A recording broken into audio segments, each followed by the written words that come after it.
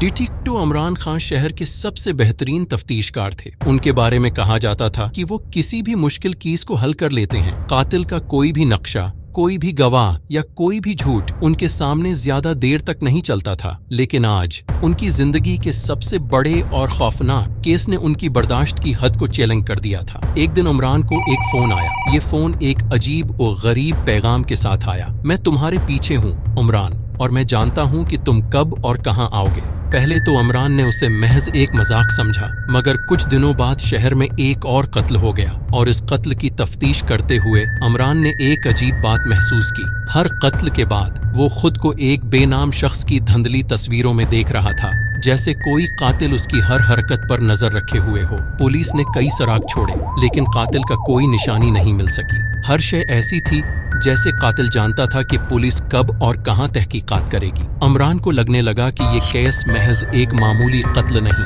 बल्कि कुछ और है, एक ऐसा कातिल जो उसके अंदर तक रसाई हासिल कर चुका है। ऐसी सूरत-हाल में इमरान ने फैसला किया कि वो खुद को इस कातिल के जाल में फंसने नहीं देगा। इसने अपनी जिंदगी के तमाम मामूलात को बदल दिया, इसके हर कदम की निगरानी करना शुरू कर दी। लेकिन जैसे जैसे वो कातिल की तलाश में गहराई में जा रहा था, इसने एक और बात नोट की।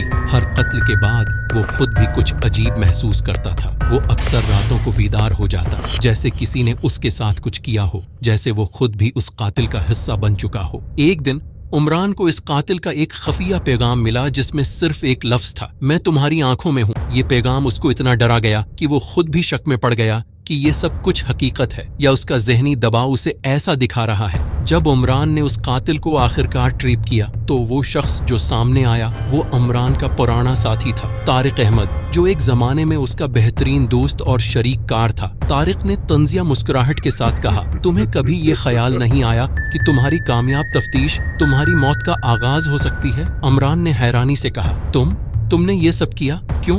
तारिक ने एक लंबी सांस ली और कहा, तुम्हें नहीं मालूम इमरान, तुम्हारी कामयाब तफ्तीश ने मुझे बेनकाब कर दिया था, लेकिन मैंने तुम्हें उस केस में उलझाया ताकि तुम खुद अपने अंदर के खौफ को पहचान सको। ये केस तुम्हारे साथ था और तुम्हारी जिंदगी की सबसे बड़ी हकीकत यही थी कि कातिल वही है जो तुम्हें सबसे ज्यादा जानता हो। इमरान के लिए ये हकीकत एक धचका थी। वो हमेशा समझता था कि वो सब कुछ हल कर सकता है, लेकिन उस केस ने उसकी सोच को बदल दिया। कातिल वो था जिसने उसकी जिंदगी के राज को जाना और उसे खुद अपने साथ खेलने पर मजबूर किया। अब इमरान के पास एक सवाल था, क्या वो हकीकत में उस खेल का हिस्सा बन चुका था या वो हमेशा से उसका हिस्सा था? क्या इमरान कातिल को पकड़ पाएगा या उसका दिमाग उसे एक और जाल में फंसाएगा? कातिल की ये खेल कब तक जारी रहेगा? ये कहानी अभी खत्म नहीं हुई।